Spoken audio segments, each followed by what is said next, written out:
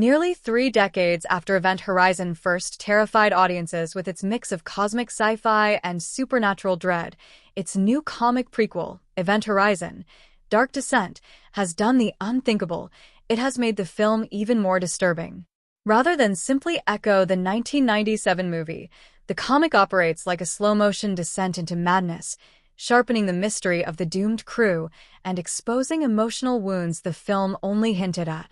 Created by writer Christian Ward, artist Tristan Jones, colorist Pitt Martin, and letterer Alex Ray, the series serves as a bridge between what the audience remembers and the horrors that were never shown on screen. Ward has been transparent about his ambitions. He wanted to create a story that permanently alters how viewers see the original film. And in many ways, he succeeds, sometimes brutally so. Hell beyond the camera. One of the defining mysteries of Event Horizon has always been the unseen hell dimension that consumes the crew.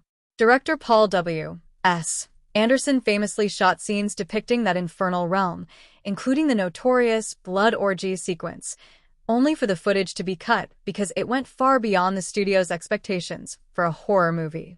The film became a cult classic in part because its worst horrors were implied rather than shown.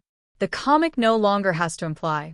It invites readers into the torment directly, lingering on psychological deterioration, body horror, and the seduction of cosmic evil. The effect isn't just frightening, it's tragic. Every crew member arrives broken, and whatever they were running from becomes the very thing that destroys them. Issue number 3, Dr. Peter Ajay's Fight Against Fate.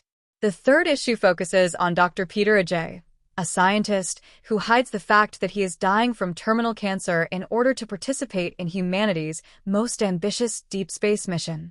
His story becomes the emotional core of the prequel, mirroring the original film's fascination with grief and guilt.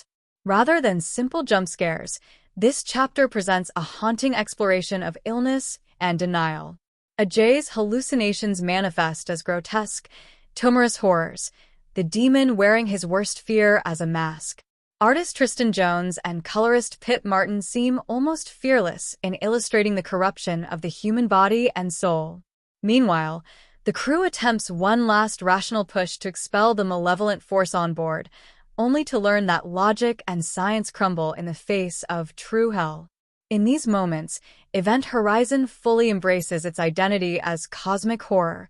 Humanity cannot comprehend what it has touched, much less fight it.